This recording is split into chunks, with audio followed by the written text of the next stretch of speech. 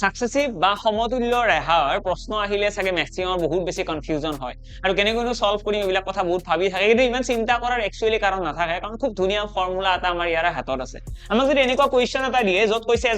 এটা ব্যৱসায়ৰ 30% আৰু 35%ৰ একেৰাহে দুটা ৰেহাই দিয়া হয় তাৰ সমতুল্য ৰেহাই কিমান হ'ব আৰু সমতুল্য ৰেহাই উলিওৱাৰ কাৰণে আমি ফৰ্মুলা কি ইউজ কৰো ফৰ্মুলা আছিল a + b + ab/100 কিন্তু ইয়াতে মনত ৰাখিব লগা কথাটো হৈছে এটা মানে a আৰু b ৰ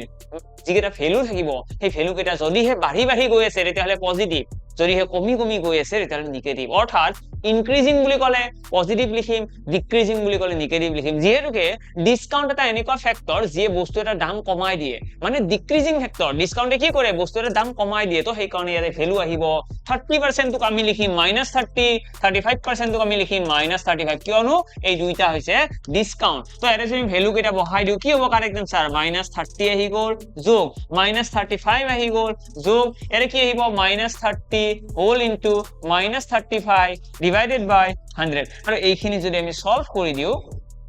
কাৰেক্ট आंसर কিমান আহিব ইয়াতে যদি আমি সলভ কৰিবলৈ যাও ইয়াতে তোমালোকে দেখা পাবা এইটো আছে 30 +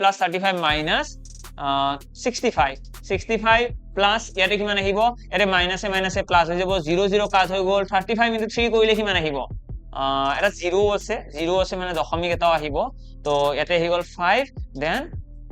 10.5 আহি গ'ল আৰু এইখিনি সলভ কৰিলে আমি দেখিম 54.5 যেহেতুকে ইয়াতে আনসাৰটো নিগেটিভত আছে ইয়াৰে মিনিংটো হৈছে যে সমতুল্য যেটো আমাক কৈছে যে ইকুইভ্যালেন্ট সিঙ্গেল ডিসকাউন্ট তো ইকুইভ্যালেন্ট সিঙ্গেল ডিসকাউন্ট হৈ যাব আমাৰ 54.5% আশা কৰো ভাল লাগিল